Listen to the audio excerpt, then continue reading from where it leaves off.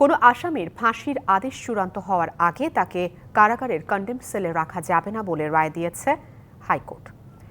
একটি রিট পিটিশনের শুনানি শেষে বিচারপতি শেখ হাসান আরিফ এবং বিচারপতি মোহাম্মদ বজলুর রহমানের বেঞ্চ এই রায় দেন। এতে বলা হয়েছে, আপিল রিভিউ, রাষ্ট্রপতির কাছে ক্ষমা প্রার্থনার ধাপগুলো নিষ্পত্তি না হওয়া পর্যন্ত কোনো আসামিকে কন্ডেম সেলে রাখা যাবে না।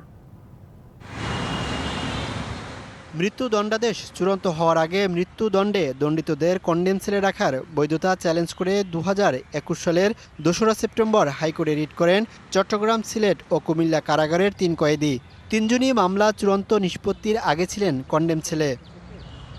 দীর্ঘ শুনানি শেষে সোমবার রায় ঘোষণা করেন হাইকোর্ট। সব ধাপ শেষ না হওয়া পর্যন্ত আসামিকে কন্ডেম সেলে না রাখা আদেশের পাশাপাশি জেল কোডে 980 বিধি অসাংবিধানিক ঘোষণা করা হয়।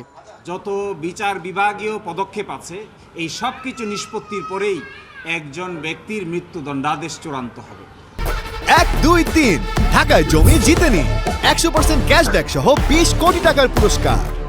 এবং শুধুমাত্র তখনই একজন মানুষকে মৃত্যুর সেলে সলিটারি কনফাইনমেন্টে নির্জন কক্ষে বন্দি রাখা যাবে, তার আগে তাকে নির্জন কক্ষে রাখা যাবে না। সংক্রামক রোগের যদি কোনো রোগ থেকে থাকে তাহলে তাকে আলাদা করে রাখা যাবে। এই ক্ষেত্রে ওই ব্যক্তিকে জেলের ভিতরে প্রাথমিকভাবে শুনানি নিতে হবে যে আপনাকে সেপারেটলি নির্জন কক্ষে রাখা হবে। এই ব্যাপারে আপনার মন্তব্য বা বক্তব্য কি, এটা শুনানির পরেই তাকে নেওয়া যেতে পারে।